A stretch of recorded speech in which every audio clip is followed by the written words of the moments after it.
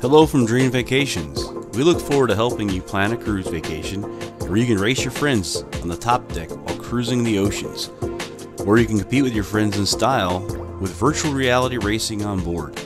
If cruising is not for you, we can send you to Germany where you can challenge the ring, or whisk you off to Abu Dhabi to take on the world's fastest roller coaster in Ferrari World. Whatever your dream vacation may be, let Dream Vacations handle the details and make that dream into reality. Visit us at www.travelwithanangel.com.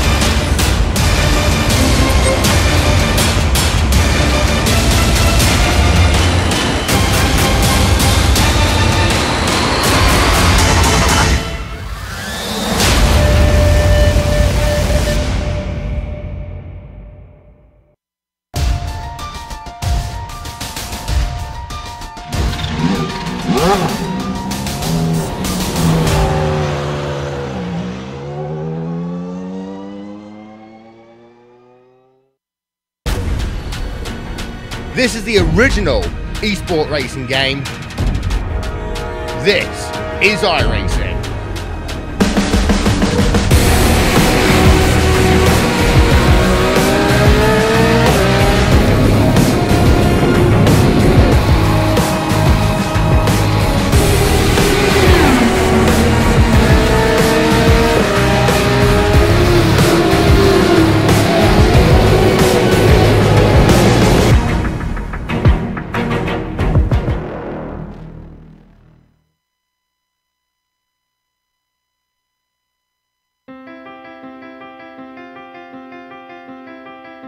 Padovani rebounded from losing last season's championship by claiming first blood in round one. But his fight wasn't with teammate Overbay as we expected. Newcomer David Unger from Down Under forced Jefferson into some hard racing in the first half. But the pit stops proved to be the Aussie's weakness, with him losing an insurmountable 8 seconds on the lane. Will he have learned his lesson and improve his game here at Road Atlanta? We'll find out soon as we get ready to watch the round 2 of the PRL Radical Racing Series, and you'll see it all live here on the Global Sim Racing channel and the iRacing Esports Network. Hi, I'm Joe Peak, and with me in the booth is Nick Schmeg. Behind the scenes is our director, Sean Crackers Ambrose, and he's using cameras provided by Dougie Beard. Nick, if we go by last year's race, Road Atlanta will certainly keep us on our toes. There's a lot of action packed in a short lap here. Yeah, absolutely. This is definitely going to keep us on our toes for sure, but it won't just be us. Road Atlanta is a track that likes to keep the drivers on their toes as well. It's such a unique circuit with so many challenges that are going to haunt the drivers each and every lap. It all starts in turn 1 with a deceptively fast right-hander similar to turn 1 at Brands Hatch. From there, drivers have to hold it through the rapid downhill S's and try not to become part of an attrition stat where they come up to the harsh curbing of turn 5. Throw in a double apex and a long straightaway to create runs down into a tight left-right chicane, and you've made up 1 lap around the 12-turn, 2.5-mile, 4-kilometer course. Racing history started here when it opened in 1970, and it's been a North American motorsports staple ever since, most notably hosting the Petit Le Mans every year in IMSA. Whether it's with a sports car, a stock car, a club car, a motorcycle, or an open-wheeled car, racing at Road Atlanta has been eventful to say the least. To get an idea of what we'll see in the Radicals tonight, though, is to send you down to the track and strap you in for the GSRC Lap Guide.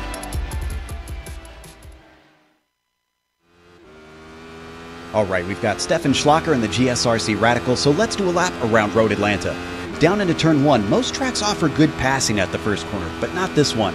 It's fast, and having any sort of off is likely to end in damage. But you're quickly climbing up a steep hill, and at the blind crest is turn 3. This is one of the most difficult corner entries in racing, so expect a lot of unforced errors from drivers through here. The track then immediately flows into the S's, where it's flat out in the Radical. But at the end of it is turn 5, where you get a lot of compression on the way in and then no grip on the way out. This is by far the spot you'll most often see races ended. You finally get a short break before turn 6, which, even though you might sometimes see passes into it, the car carries far more speed than you'd expect with its banking. It also takes you directly into 7, which is the most important corner of the lap. With it being low speed, finding grip will be difficult, but critical because of the long backstretch that follows it. Get a bad run onto here and expect to get swallowed up by anybody close behind. The draft will also bring about a number of battles, and drivers are going to be hungry to get by. This is all helped by the heavy braking into the final chicane, where anyone side by side will have to play a game of chicken. And yet, the fight's usually not over as you come out of it, because you'll often see drivers use a switchback to carry their speed and retake the position up and over the hill. But as you round the final corner, you've now hopefully finished a lap around Road Atlanta.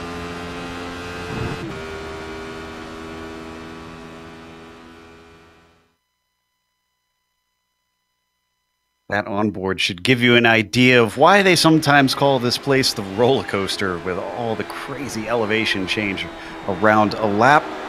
But I want to mention the PRL Radical Racing Series is brought to you by Dream Vacations. Dream Vacations provides completely customizable vacation packages from your door to your destination and back. Go to travelwithanangel.com and let us worry about the details. Big thank you to Dream Vacations for coming on to sponsor this season.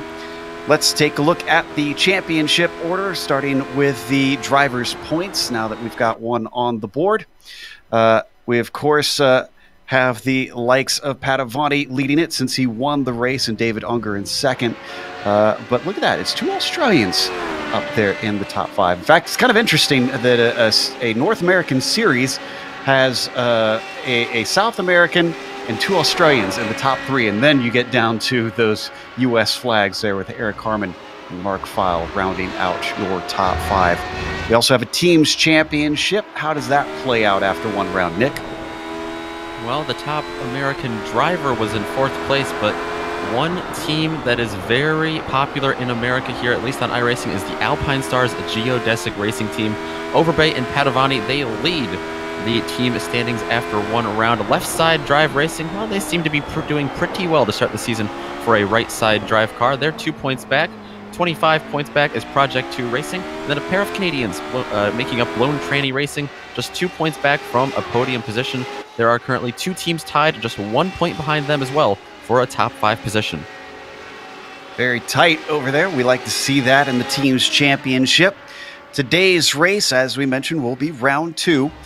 They do get a drop week in these points, we should mention, so you are allowed a little bit of room for error if you have a bad race somewhere along the lines.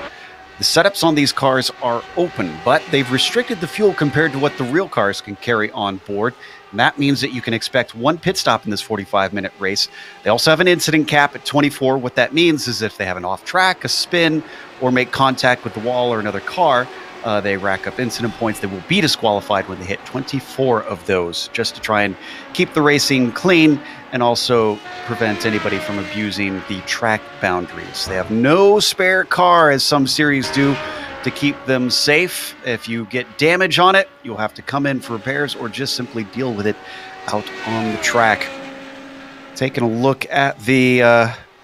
Actually, before we take a look at the qualifying, let's take a look at one of our, not sponsors necessarily, but proud supporters here in the Precision Racing Leagues. That is the iRacing Esports Network. They brought us on for another season of coverage. We definitely encourage you to subscribe so that you can catch all the races in your YouTube feed, but not just PRL.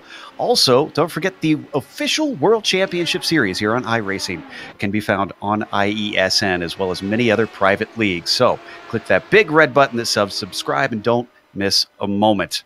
Now we can take a look at the qualifying. Eric Luke currently still at the top, and he is still waiting for that first win that he's been looking for. He had a bad race last week. He unfortunately had 2 spins in the same spot, hit the same piece of Armco 2 laps in a row. See if he can avoid it this time. He's going to have to fend off, Nick, the likes of David Unger, who's already next to him on the front row. That is where David Unger is now, and man, he looked fast last week, and he's really surprised a lot of drivers coming into this series and being so fast. We expected Padavani to battle with drivers like Overbay or maybe Ambrosi, but for David Unger to finish second last week at Watkins Glen, that was really something to start the season for him. See, he had a little bit of a slip up in turn 5. This is Rem Ambrosi, who's coming through that very corner himself, number 63, looking a lot more successful. I can report that Unger's actually been bumped to row 2 because Eric Luke has actually been bumped to second. It's Christian Gritzko now on the pole, another driver that's looking to redeem himself and come back with a better result. We saw multiple spins from him last week, Nick. Yeah, not just him. We saw multiple spins from a lot of people. Watkins Glen last week, a very attrition-filled race. Only 10 drivers finishing on the lead lap. And if this race here today at Road Atlanta is anything like the one we had last season in PRL, we might see something a little bit similar to that today as well. Well, let's talk about Padavani and as well a little bit about Overbay. You might be wondering where they are. Well, Overbay is actually sitting in 5th, and Jefferson hasn't shown up yet. So he might take this one as his drop week if he doesn't get out here soon. They've only got 4 minutes left on the qualifying. Rosie's still sitting in that 6th position, but that's really not a doom sentence for Ambrosi. That's where he started last race, and he wound up getting on the podium.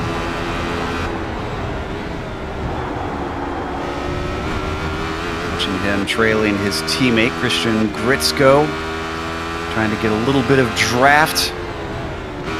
This track usually is associated with draft in some of the lower powered cars. What about in the Radical here on this backstretch? Is this going to be enough to get a slingshot? Is it going to look like Watkins Glen, or is this just only going to be enough to just kind of stay behind someone? Well, I think the drafting at Watkins Glen and the effect that it really had going up through the S's and onto the backstretch, even out of the inner loop and headed down into the carousel, it really kind of surprised you and I last week as to how powerful it was. This is a bit longer of a backstretch here, so I would definitely expect to see a couple of big runs come out of that tight double apex and go all the way down the backstretch. We might see some 2 or even 3 wide passes being made there in this race. Let's see if the draft helps Ambrosi, and it does not. Still needs to improve on that 15.6. He's got a couple more laps. They do get around here rather quickly. Now, what about Eric Harmon? Fantastic race last week. Was battling with Overbay towards the end of it. Harmon's not going to finish this lap.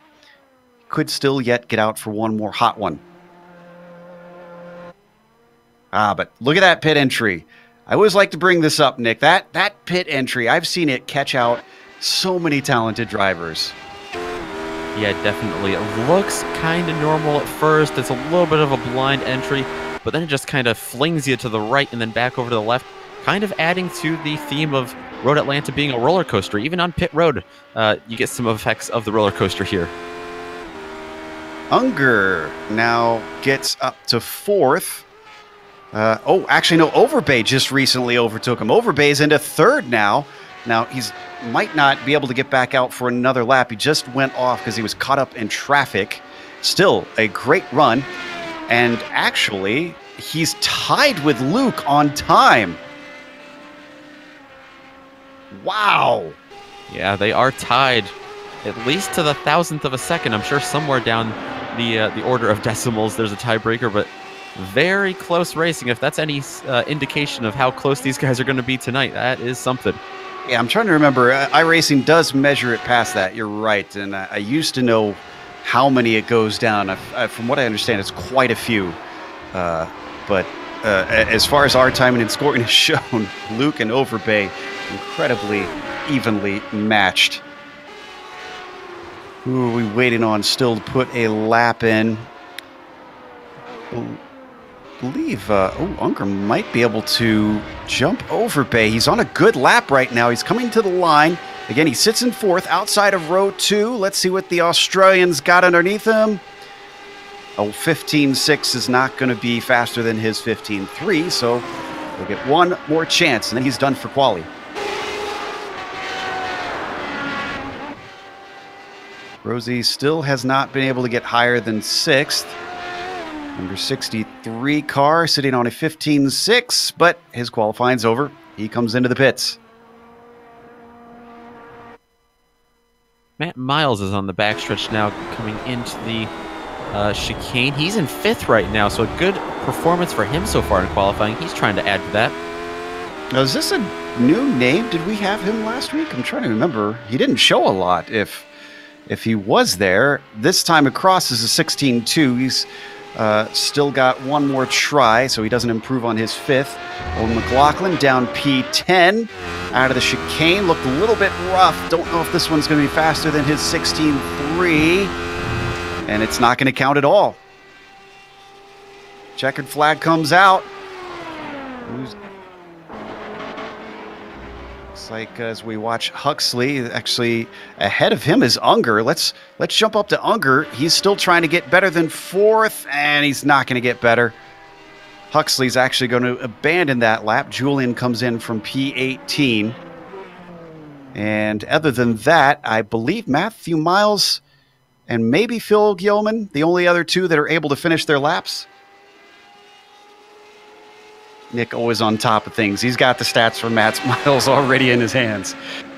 I had to go back and look, but yeah, Matt Miles did have a nice 8th place finish last week at Watkins Glen. Like he said, very quiet performance there, but still a lead lap finish for him in a very attrition-filled race. He's looking to add to that consistency to start the season. He's on a really good lap right now. Down and across the line. Oh, but it doesn't count for Matthew Miles. So he'll stay in that 5th spot. And last one, Phil Gilman improves to an 18.7. That only takes him to 17th. Apologies to Matthew Miles and all of his fans for not recognizing him in that great performance.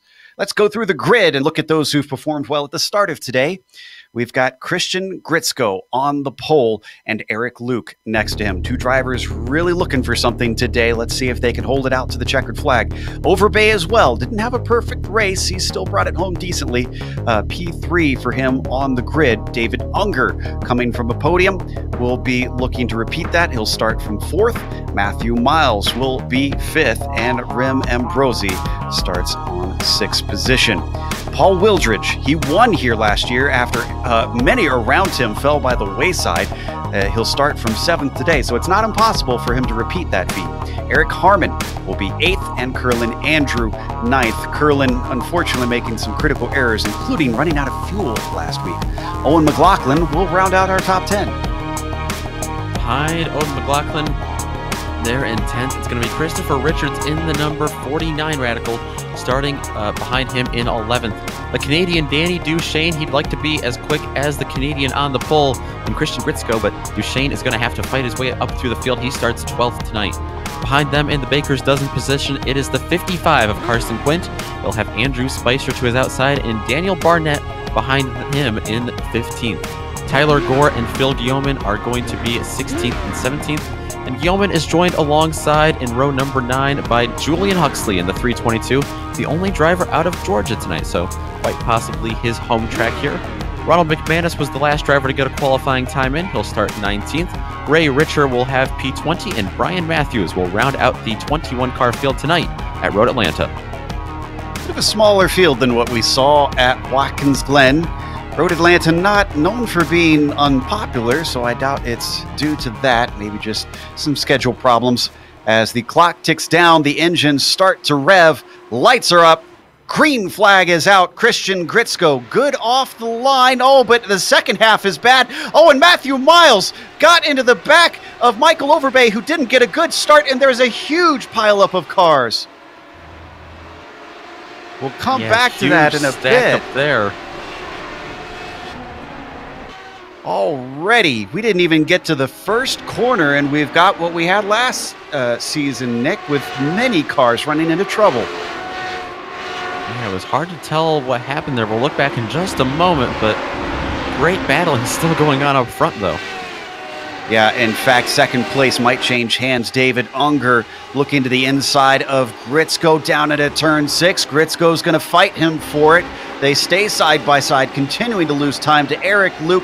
Eventually, into turn 7, Unger gets by. The run off the corner goes to Gritzko. Behind them, Michael Overbay as well has going to have a slipstream.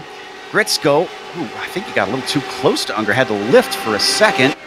And that's going to deny him the chance down towards the chicane. Unger goes defensive regardless. Overbay going to be able to get by. Gritzko outbrakes him into the chicane, moves into P3. So as they come across the line to complete the first lap, your leader is Luke. Second is Unger. Third is Overbay. Gritzko down to 4th from the pole. And Richards up to 5th from 11th. Definitely a hectic and chaotic start. It's not done yet. I don't think Christian Gritzko currently looking to take a spot over Michael Overbay, but he's going to have to follow him and be pretty patient through the S's, I think. Wow, something happened on the start with not just Overbay, with him getting a bit of, it's almost like he stalled for a second, but Gritzko, who got off the line, then suddenly slowed down for some reason, immediately lost out to Luke. And Luke has grabbed this opportunity with both hands. His gap is already 2 seconds over David Unger. I think we've got a little bit of a chance now, because most of the front of the field is spread out. Can we take a look at that replay? And what happened? Something happened with Michael Overbay. And Matt Miles got in the back of him, but we're going to watch it one more time. Yeah, Overbay's definitely the one we want the camera on. Looks like Spicer had some problems coming down the hill as well. But we're going to watch it, and it was almost similar, if anything worse, than what we saw from Gritzko, where Overbay started, and then suddenly the car just wouldn't go after that.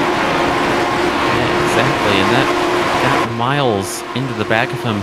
Ambrosi, McLaughlin, and another car were involved pretty heavily in that. So many cars blind. So many drivers coming in blind. It just was a chain reaction where he had no chance to respond. Unger trying to respond to Luke, but still at that consistent 2 seconds back. He challenged Pat Avanti for all of last race until the pit stops, and then he had a slow pit stop and couldn't hold it. Danny Duchesne, maybe just a little bit too much damage for him. Not sure if maybe he's had something extra happen since the start. I'm checking to see if that's the case before we make a diagnostic. We're going to P3, and I can report we don't need a replay, but he got tangled up with Spicer and Huxley in turn 3.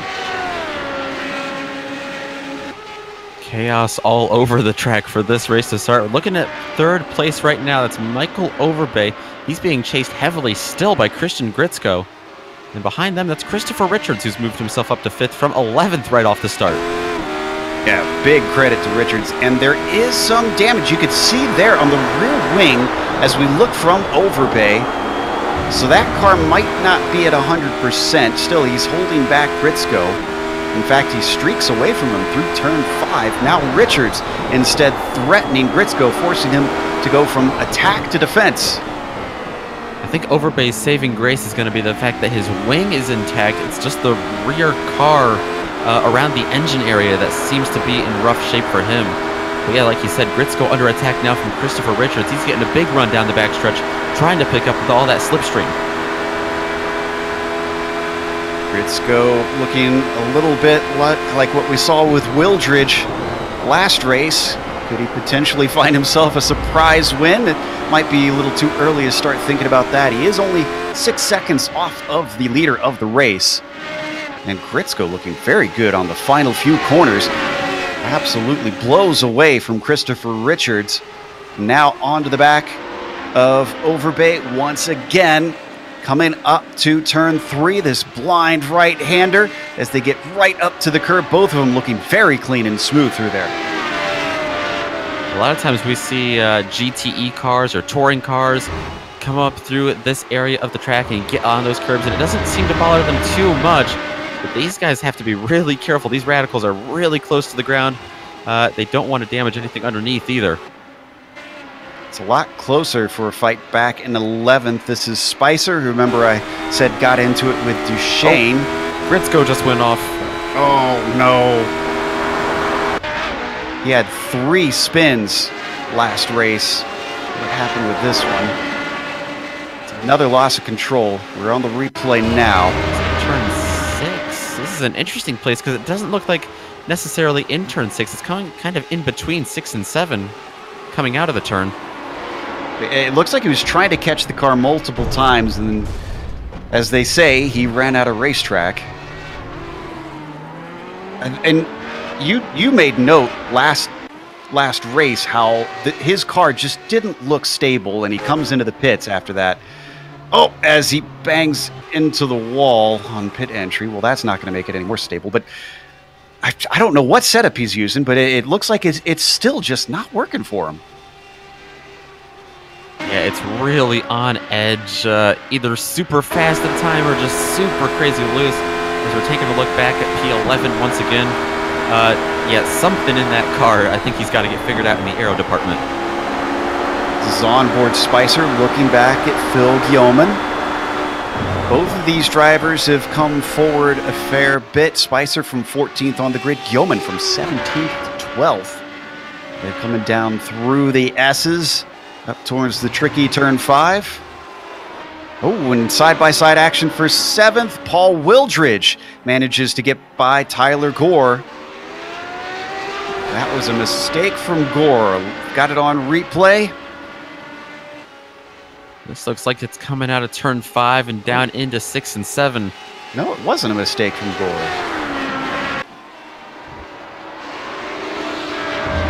Gore just looks like maybe he thought Wildridge is too fast, and look, he pulls over and slows up.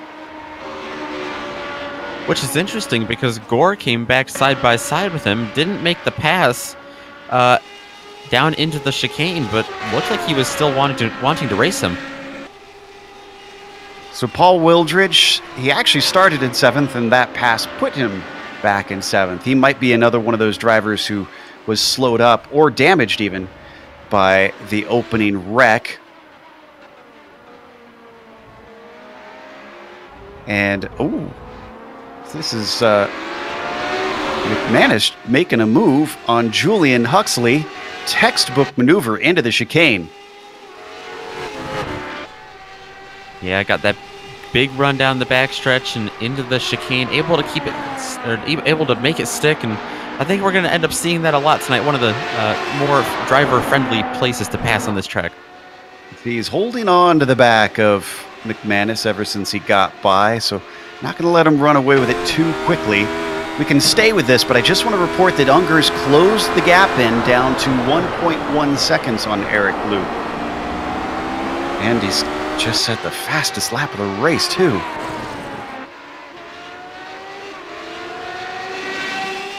Ooh, that Unger is coming. This is fast last week. I'm not surprised to see this speed out of him this week. And the only driver who could challenge him last week isn't here today. Padavani, nowhere to be seen. This is not good news for Eric Luke, the 09. Again, yet to win a race in this Radical Series and has come very, very close multiple times. I'm sure he doesn't like us bringing it up over and over again, but if anything, I'm almost a bit of a cheerleader for him. I kind of want to see him get one eventually. And Eric Luke not just looking for redemption on his PRL Radical career, but also from last week. He started that race fourth, was really fast early on, but got caught up in the carnage and finished, I believe it was outside the top 20. Yeah, Luke was the one that spun into the same spot twice in a row last week. Both of them of his own doing, unfortunately. Unger with another fastest lap, and that time he was half a second faster than Eric Luke. He's getting bigger and bigger in the mirrors. This is going to be a difficult task for Eric Luke to hold him behind. Number 19 is flying, and they've still got 34 minutes. We're only 10 minutes into this race. There's still a lot to go. He might even be close enough to get a little bit of tow down here on the backstretch and be able to maybe start to look for a slingshot. Well, let's watch. We're riding on board with Unger. Closing in. I'm keeping half an eye on the time and his scoring. Yes, he is. Gap is going down. He's got a whiff of that slipstream. He's got enough to attack unless he's really desperate. He's going to take a little peek, but comes back to the racing line now. Looking for a better opportunity. I'm sure he's aware that he's much faster. So, we talked about the attrition last week, but I think this one has topped it already, Nick. We've only got, let's see, is this right? 12 cars still running of our 20 starters? Yeah, we finished last week with 10, and we thought that was a lot of, or we thought that was a small number, but hopefully we don't lose any more drivers tonight. It's a good racing they have on track right now. Well, that was 10 on the lead lap, though, I think, wasn't it? Yeah. I think we had, more than that running. Even still, yeah, this is, well, we could be down to 5 cars on the lead lap, depending on how this goes. Still nothing from Unger quite yet, but they come back to the back stretch. Unger is a lot closer, about 2/10 closer to Luke this time compared to last lap. Should this offer him an opportunity? He's going to try for it. He's got it once again. Number 19. He's in the tire tracks. Now he pokes out. He's got the inside. No defense from Eric Luke. He lets him through.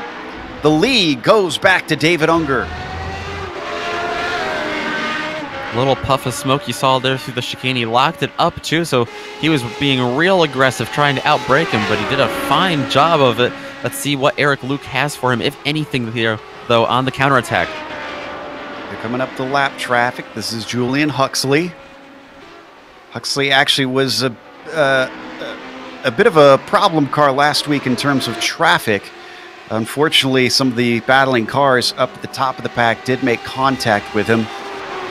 Here's hoping he can just get out of the way here. Oh, this is holding up Unger horribly. This is great news for Luke, though. That's such a horrible place to pass someone. It's so hard to pull over through the S's there.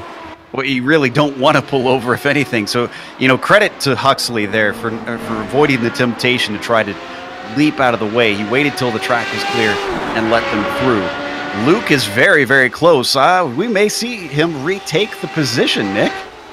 This is definitely going to offer him at least an opportunity. It depends on how bold he is here early in the race. I think he's looking. He's going to look to the left here. No, it looks like he might be ducking back in line. Not going to take advantage of it this time through the chicane. Nonetheless, though, it's going to really keep him on the back bumper. Our champion from last season is trailing them right now. This is on board with Luke. We watch our leader just ahead. Overbay is in third, but about 6 seconds back. And I don't believe he's been gaining the last few laps. Maybe a little bit, actually.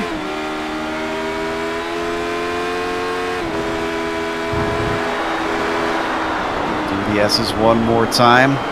Luke still trailing. Maybe this is the reason Luke wasn't really interested in defending too hard. This looks so similar to the battle that David Unger was involved in last week at Watkins Glen with Jefferson Padovani. And that battle was broken up by pit stops.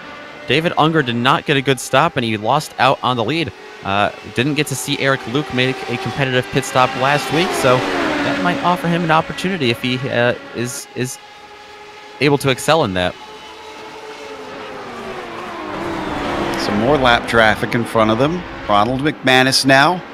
This is the car in 11th. So we're just about to hit what we mentioned before. Oh, not at this corner. He manages to stay out of the way, but it was certainly not advantageous for Eric Luke. Just parked it on the apex.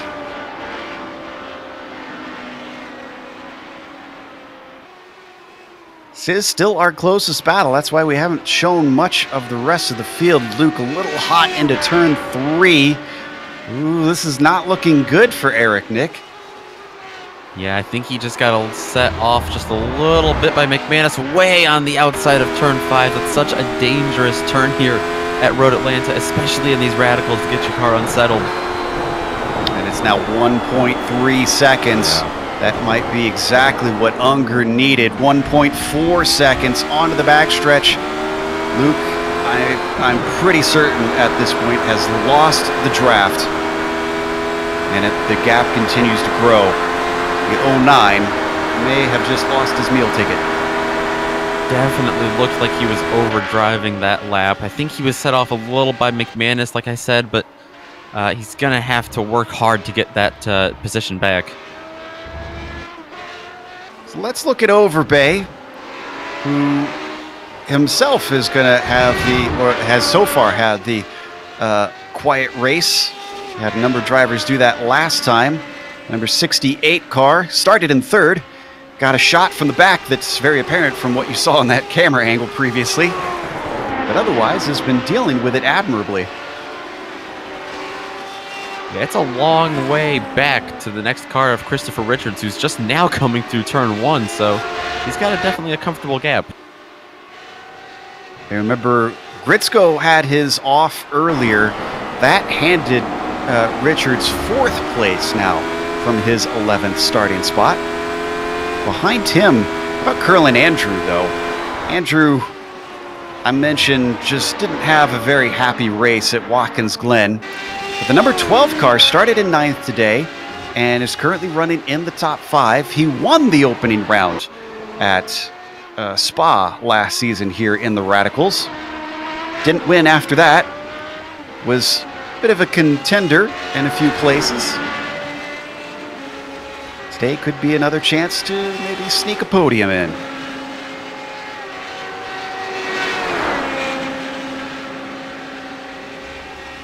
Andrew's another one that had a DNF last week, so more redemption for him as well. Added to that race, added to this race. These drivers have spread themselves quite far apart. We still got the top 10 on the lead lap, and Unger actually has got a ways to go to get to the next car, which is going to be Phil Gilman, the number 96. Phil's one who started 17th. Don't think he'll be unhappy with this. And I have to admit, something about his paint scheme reminds me of the old Williams cars from the late 70s and early 80s. That green and white with some gold trim on it. Beautiful color scheme. Yes, I can see it.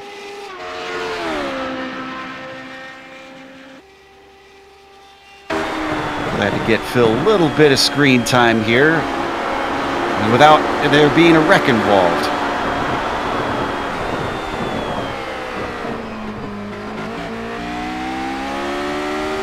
"25 minutes left to go. We are firmly in the pit window.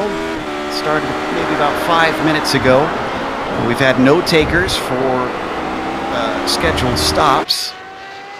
We've had plenty of cars in for unscheduled stops. Some of them have actually come back out since and increased our car count. Thankfully, Matthew Miles, one of them. He's 7 laps down, but he's running 13th. We've also got Eric Harmon back out there.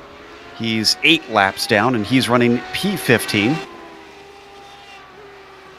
Make that 14th now. Karsten Quint, who seems to have had a DNF when we weren't looking, has been lapped by the number 617.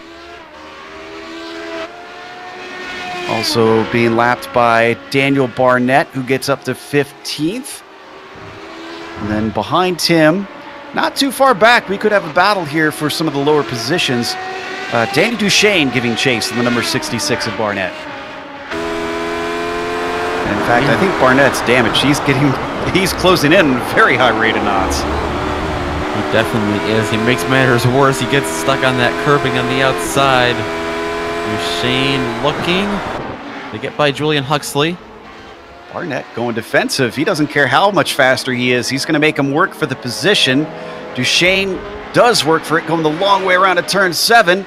Barnett still manages to get the power down sooner than Duchesne, but there's a lot of damage you can see on that car. And as they start to top out, Duchesne's own damage, unfortunately, keeping him from still being able to get past the orange and blue car of the number 66. Braking for the chicane. He's given space at the apex, but he doesn't have the speed. Duchesne going to have to fall back in line with him. This is going to be interesting. Both cars, like you said, really struggling with damage, so whose damage is going to hurt them more in the arrow? But it definitely seems like Duchesne's faster in some of these twisty sections. Maybe he's got more downforce.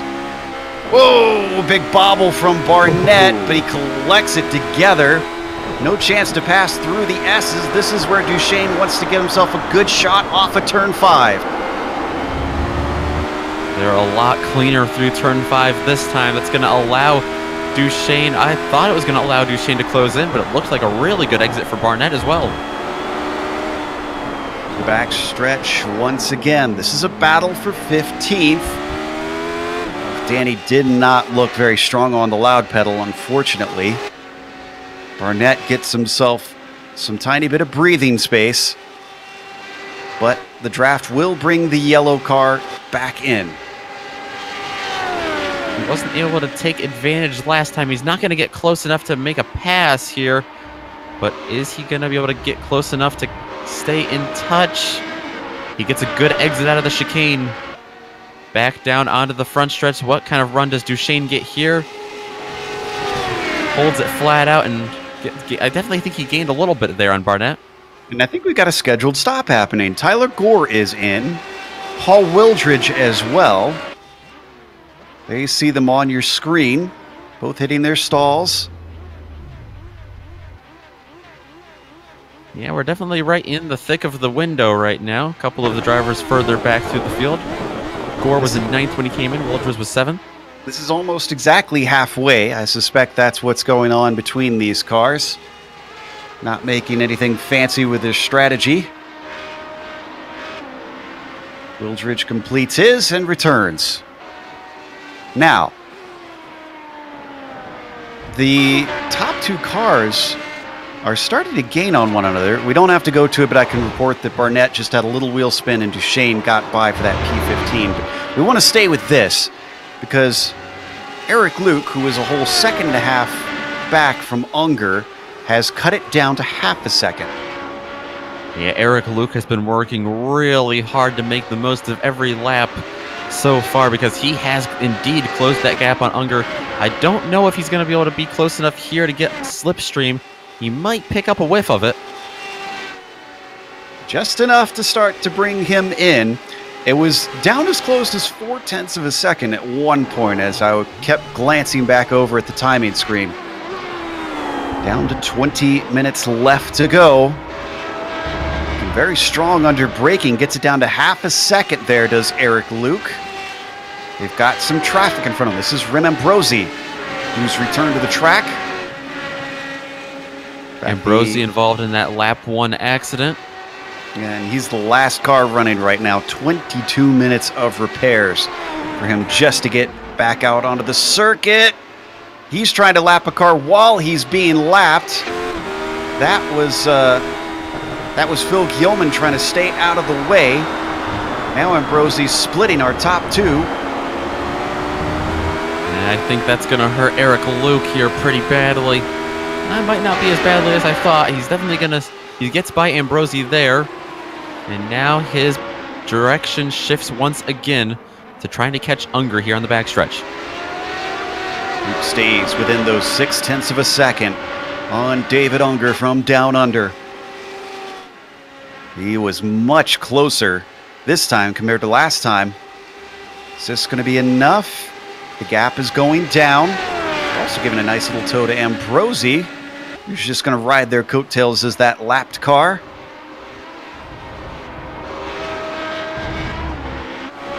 I think if Eric Luke puts together a good... Oh, they are headed for the pits.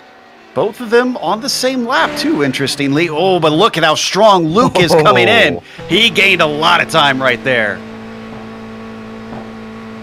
Yeah, he did indeed. He was able to wait all the way to the last second to slam on the brakes and throw on the pit limiter.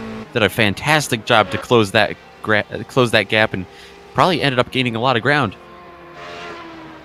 Overbay in as well. This was Unger's weakness last week. Has he figured out how much fuel he needs this time around? Eric Luke is in front of him. Eric Luke took the pole. Andrew continues on. He does not pit, so he'll take the lead temporarily. Unger starts going out almost exactly the same time. Oh, that was close. Eric Luke got a bad jump, but he did leave at about the same time. Just couldn't accelerate nearly as fast as Unger. So a little bit of a gap, but definitely a manageable one here for Luke to close in on the back of Unger still. I had to check just to be sure. Unger did not speed in the pits, so he won't get a penalty. I thought maybe, because I was surprised how quickly he got by. McLaughlin finishing his stop. Looks like he'll inherit 6th place. Just ahead, just behind Richards.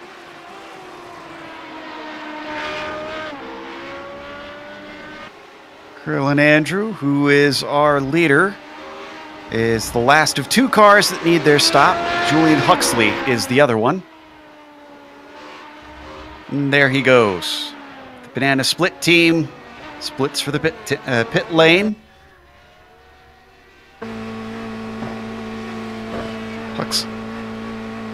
So this is going to give the lead back to David Unger. Luke came out at such a close time. I thought that he would be fewer car lengths behind the number 19, but he dropped back to almost a second. Yeah, they came out basically side by side. I think maybe Luke was just hesitant to keep the power in it.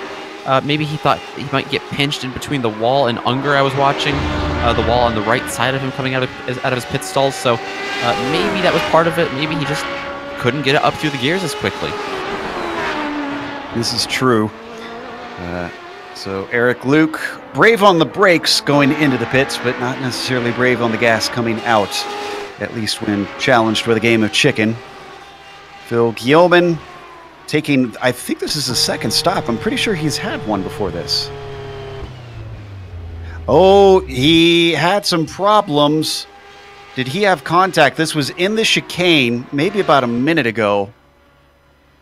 Yeah, he had contact. Richards behind him. Right here. And it's a light touch. It almost looked like netcode from my screen. But maybe it hit his suspension the wrong way. I think it looked like he had lost it already. He was trying to save it. Yeah. So I definitely wouldn't put this one on Richards.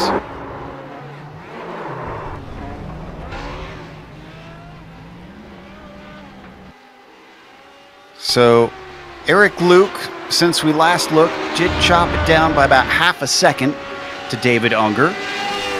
But we've seen this now already. where he gets up close behind him, but it's almost like he stalls out, or maybe David Unger is just managing the gap. He definitely might be. It seems like Eric Luke sometimes in the corners really has a tendency to overdrive himself. That's got to be hurting him. He seems to be getting in a little too hot in a couple different corners. And even though he'll be on a good lap, it'll take one little bobble in a corner like that to mess up the whole lap. Keeping the pressure on. This is very similar to last race, except for the pit stops. Hopefully we have a nice run to the line. Roles are a little bit reversed, though. Unger is now the prey. Luke is now the predator, trying to do what he can to see if he can get his first win in the PRL Radical Series. Less than 15 minutes left, riding on board with Luke.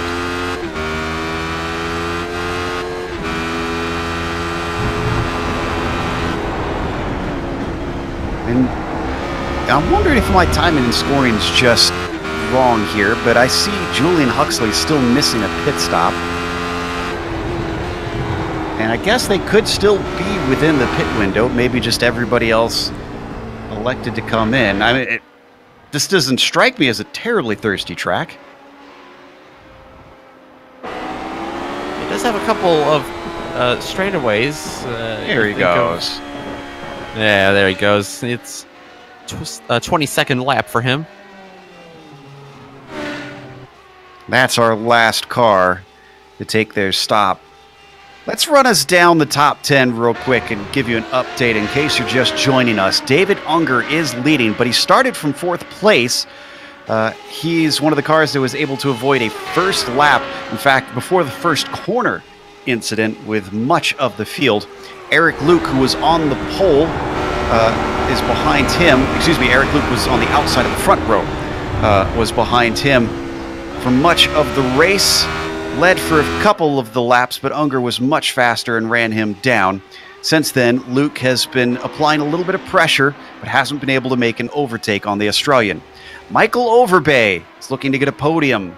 It was his teammate who won last round, but Overbay won the championship last season. This will effectively be a good kickstart to his points, since he unfortunately had to settle for, I believe it was 6th last round. If we look back, much farther back, 12 seconds to Christopher Richards. Might seem like a big gap, but you have to remember, 11th place on the grid for the number 49 car. He took advantage of avoiding all the action in front of him with that first lap crash, and has now got himself into 4th. Curlin Andrew as well, going from 9th on the grid here to a top 5. A much needed good finish if you can just hold it here for the rest of the race. What's the rest of the top 10 look like, Nick? Well, looking back to P6, maybe just about 45 seconds or a minute ago, Owen McLaughlin had a little bit of an off track. A scary moment for him as he almost came in to the wall through the S's. But he runs P6 right now after starting in 10th place. Paul Wildridge is behind him in 7th place. Or actually, I believe Tyler Gore. No, Paul Wildridge overtook him. Tyler Gore is behind them in 8th. McManus and Huxley are at least one lap down behind them in 9th and 10th right now. So only 8 cars left on the lead lap. Unger's still got a little ways to go before he gets to Tyler Gore, but I would not put it beyond his reach to say that he will lap the number 77. Oh, something happened to Luke. Luke is now 6 seconds behind. I'm checking to see. Oh, yeah, there was 2 offs at this. Yeah. Looked like. There was that, and then he had a problem in turn 3 as well. We'll have to jump a long ways back. Let's see if we can find it. This was in turn 1, and then an issue in turn 3 on top of it. Well, I think we've got it here. Or no, we're still live, I think.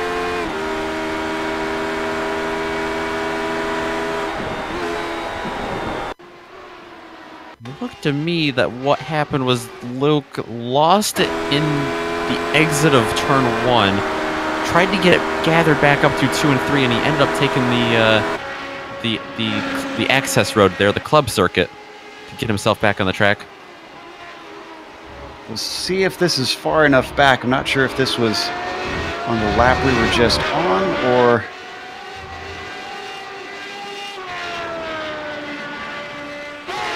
Yeah, I think we've got it. Yeah, because that's him right up there. That's Unger just ahead of him. Yeah, watch him straddle this curb on the exit. Oh yeah, that's exactly what happened. Got up on the curbing of turn 1 on the exit, like you said. Maybe just too rattled, and because I didn't see a real good reason for him to mess up turn 3, but that gave him a slowdown penalty and added to his frustration. This gives David Unger a very easy run to the line as long as he can keep from making mistakes himself. Only 9, maybe about 10 minutes on the clock we're seeing. And despite having that issue, Eric Luke still has a really comfortable gap all the way back to Michael Overbay. That is a big gap right now between second and third. Yeah, 16 and a half seconds from Luke to Overbay. At this point, Michael is effectively just running some practice laps and doing what he can to bring it home to the checkers.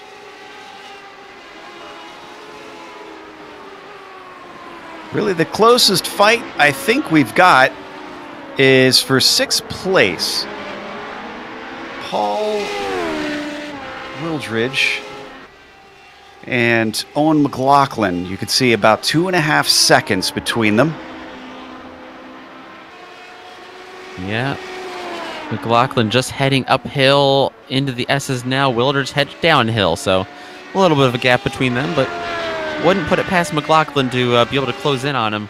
He's got 8 minutes and 40 seconds to do so, so definitely a bit of time. I'm trying to see. I thought I spotted a little bit of damage on one of them. Maybe it was Wildridge, because we're looking at McLaughlin right now, and I didn't see any on him. Looks like the rear of Wildridge has a bit of damage. Remember, these are teammates too. The Crash for Cash guys out there. There's a little bit of left front of the fender. Looks to be bent up on Paul Wildridge. But it's not slowing him down. That gap's actually gone up. It's 3 seconds from the 67 back to the number 5.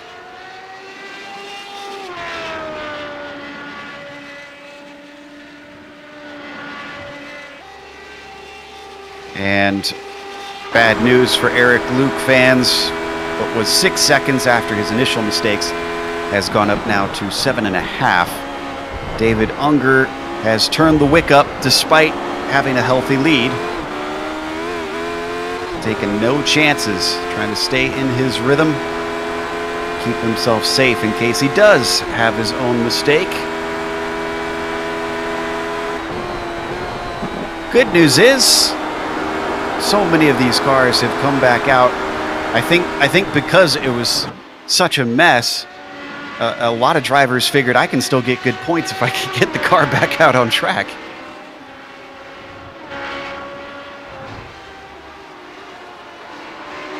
Yeah, every position equals an extra bit of points, so long 10-race season for these guys this year, and if the drivers are planning on running all 10 races, they don't want to make this race, or any of them really, one of their drop weeks.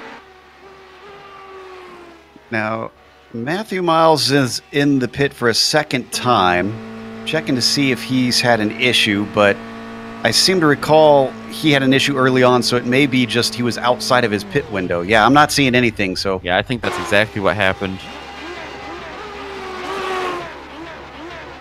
He came in really early, so he... this would be about 23 or 24 laps later for him to pit, I believe. Yep, that sounds about as far as he can go.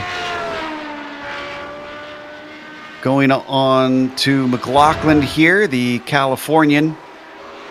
Not losing huge chunks of time up to his teammate Wildridge. It's now up to 3.7 seconds. And for those curious, our DNFs for today, are actually Karsten Quint, Christian Gritzko, and I think Brian Matthews and Ray Richer were DNFs, or DNSs, did not start. Eric Harmon has come into the pits as well. Might be a similar situation for him. He came in, he was involved in that lap 1 accident as well, so I would expect him to have pit very early. Yeah, that seems about right to me. See the damage on the nose. He's finished his stop and returning to the track. We're talking about Tyler Gore maybe getting lapped. And actually he just got lapped. So just recently, the number 77, unfortunately overtaken by the leader. That leaves us with 7 cars on the lead lap now. There is our car leading the way. David Unger missed out on last week's win. The sun might be setting here in Atlanta. We're at almost 8 p.m. virtual standard time down in Georgia. But I think he's going to make up for it today. He's going to come home with a victory if things stay as they are.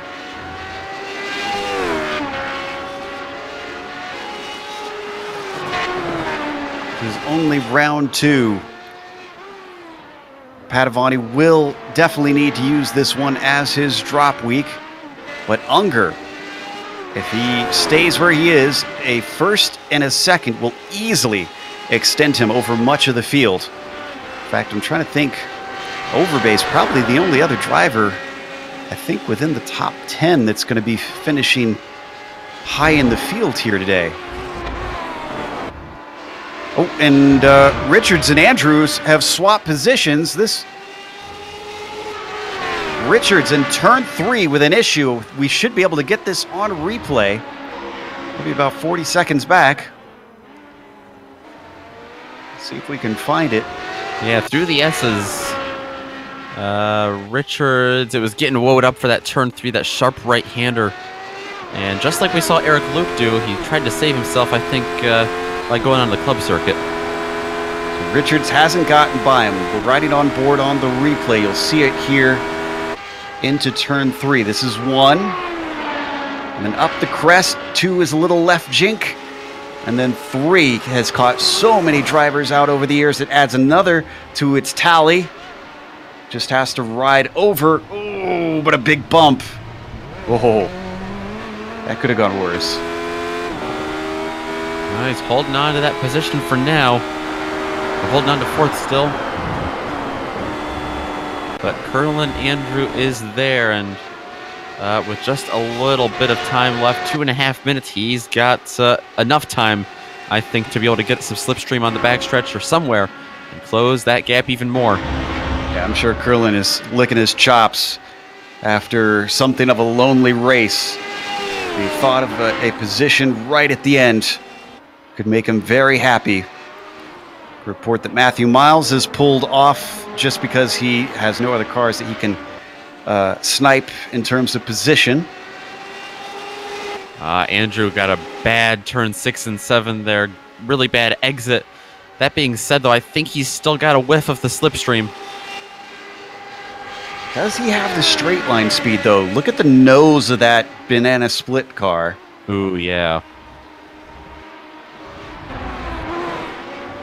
It's not looking healthy.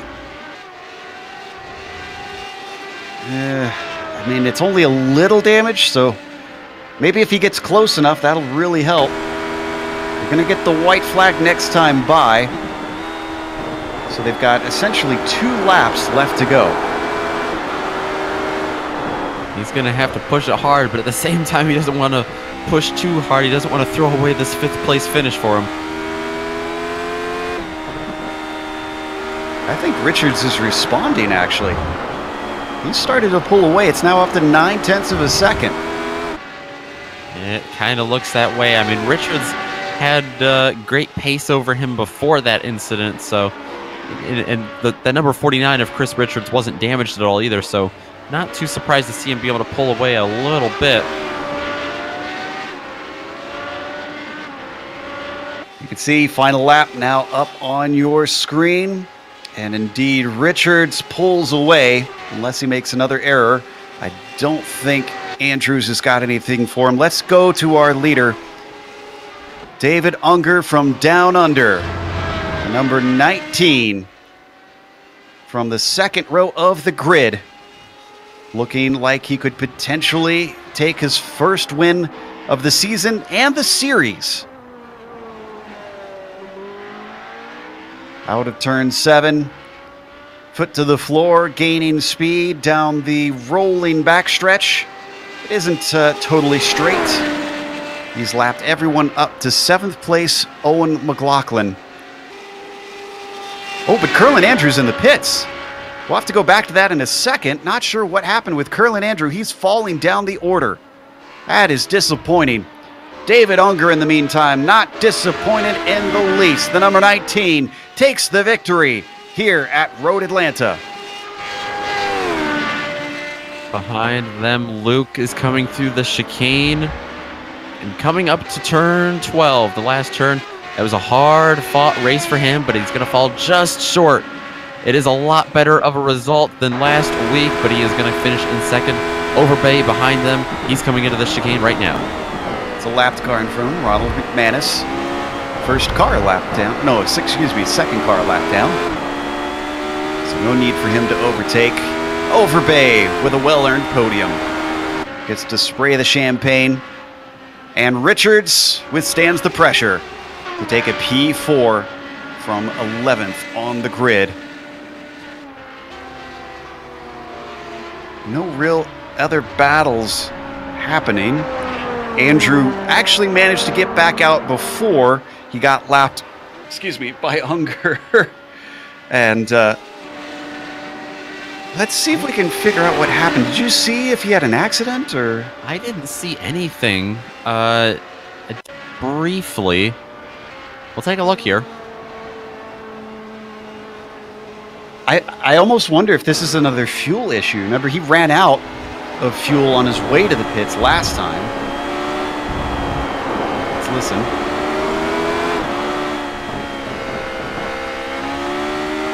Yeah, that's fuel.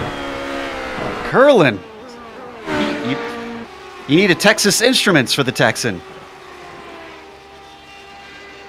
So we come back live. That's going to be it for now. We do have more of the broadcast left to go. Stick around because we'll have the unofficial results as well as driver interviews. But on screen, we're going to see all the upcoming races here on the GSRC.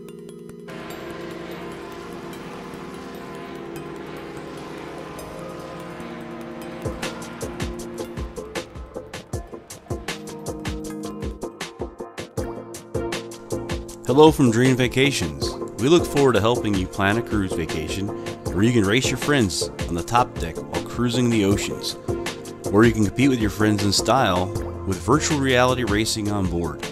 If cruising is not for you, we can send you to Germany where you can challenge the ring, or whisk you off to Abu Dhabi to take on the world's fastest roller coaster in Ferrari World. Whatever your dream vacation may be, let Dream Vacations handle the details and make that dream into reality. Visit us at www.travelwithanangel.com.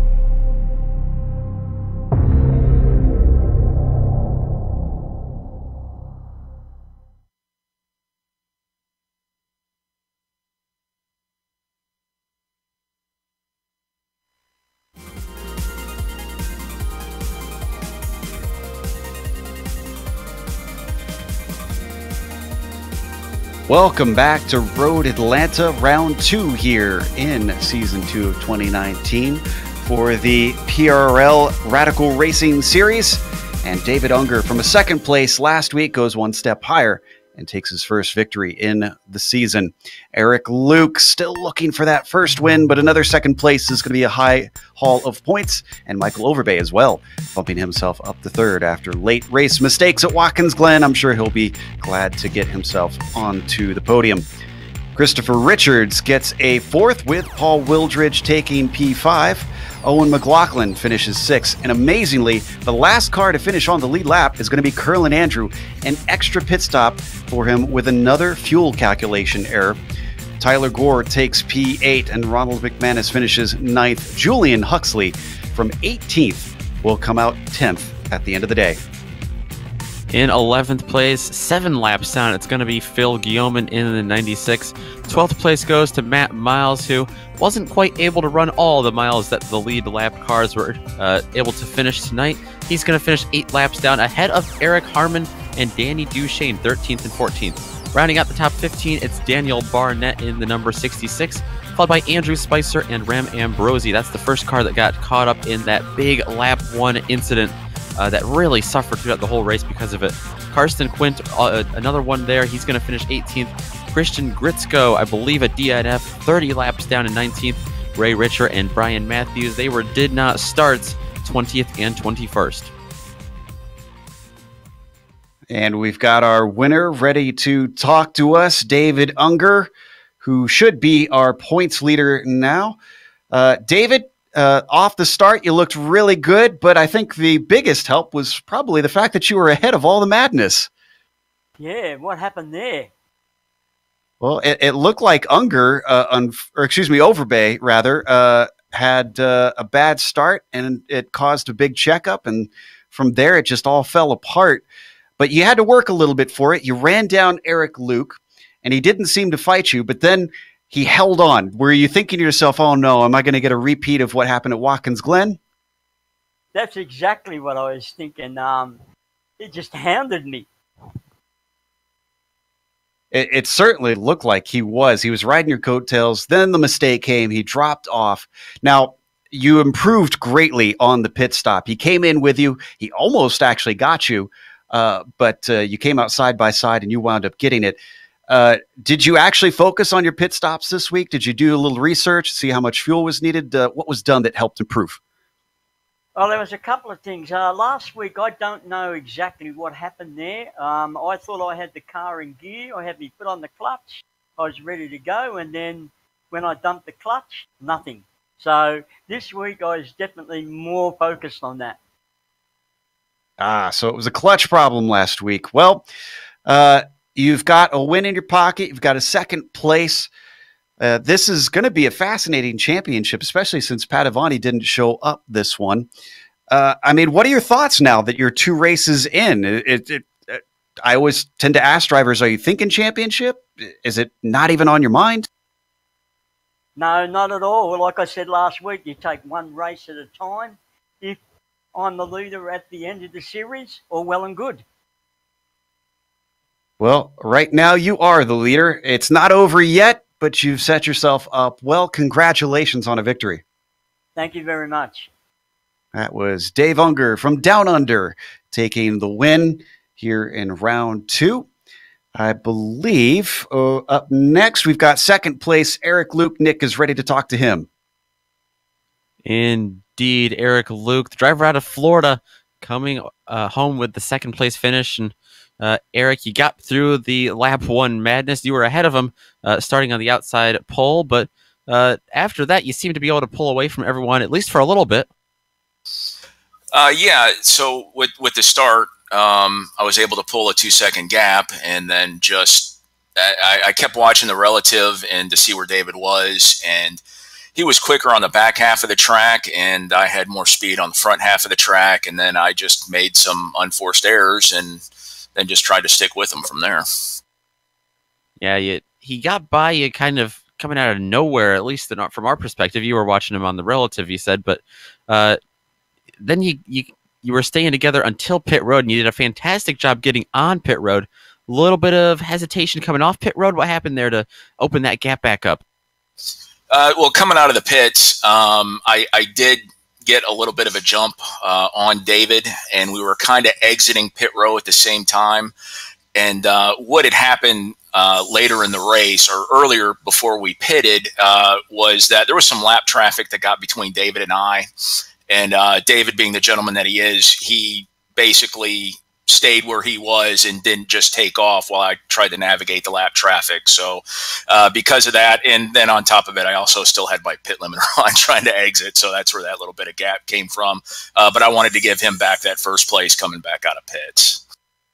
Okay. Well, that answers our question from the broadcast, but very nice to see the scholarliness between all of the drivers. After that, coming back on track, trying to chase him back down, did you seem like you were just overdriving it, or was he just purely faster with you in the setup as well?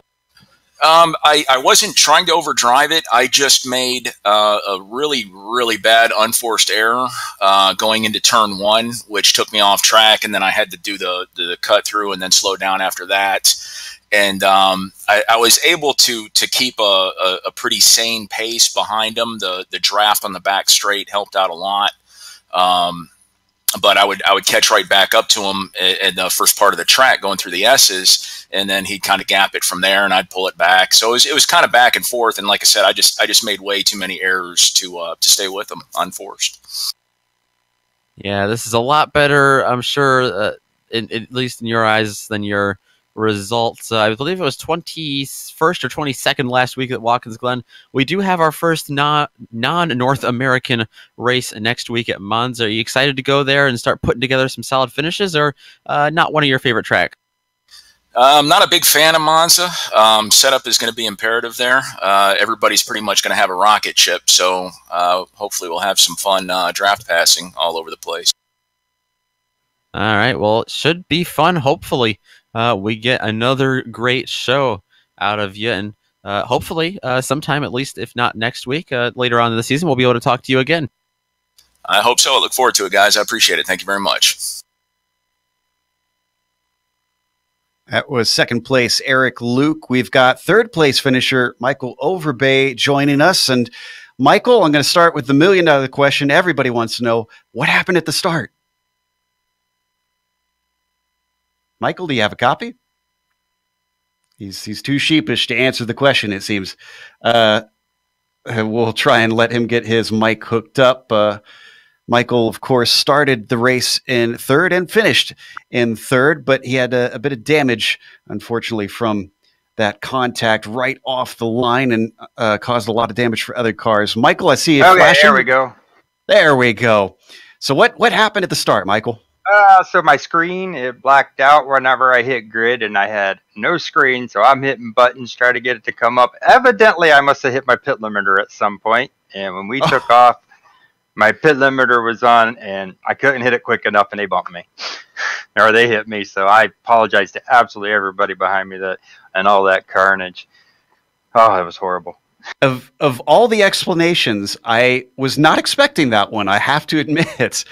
So let's go a little bit farther ahead so that you don't have to dwell on that. You had Gritzko putting a little bit of pressure on you after that. Do you feel like you deal with those pressure situations pretty well? Are you pretty good running in front of people, or are you more of a chaser? No, I'm okay either way usually, but I had damage. I'm surprised he didn't just blow by me on the straight. I was kind of waiting for him to, and he never just put it out there to do that. So I don't know if he was just kind of backing off of it, because I was about 8 kilometers slower down the straight than I should have been with that, damage at the beginning. So not only do you have Padavani to worry about this season with the speed that he's got, but it looks like David Unger is going to give both of you a run for your money. What are your thoughts looking at him? Oh, David's quick. We knew it coming in that David was going to be quick. So far, I haven't been able to put any real time into the series like I wanted to. Unfortunately, had a lot of other commitments that I've been doing, but hopefully here, the next few races, I can put a little more time in, and hopefully Jefferson will be back and we can put some more time in and catch up with David. But he's used to this car. He's really good in this car, and he's the kind of the class of the field right now, I think. So he'll be the guy to beat. It looks to be the case for that. So congratulations on getting yourself into third and withstanding the damage and getting over a bit of an embarrassing mistake. It's been a good day for you, it seems. Yeah, thank you. I just want to say thanks to Alpine Stars Geodesic Racing and you guys also, and Eric Luke for some help there in practice. So thanks a lot, guys. That was Michael Overbay, third place today here at Road Atlanta. But we're going to close up for the PRL Radical Racing Series. And we want to thank Dream Vacations for sponsoring this season. Again, if you want to check them out at travelwithanangel.com. Also, a thank you goes to iRacing for putting us on the iRacing Esports Network. If you would like to subscribe to their YouTube channel, all you got to do is click the big red button that says subscribe on their YouTube page. Thanks to the companies that provide the software and hardware for our broadcast. You can see them listed here on your screen. And additional thanks go to June Lalonde, who provides our wonderful music. See the screen for how to get a hold of more of their great work.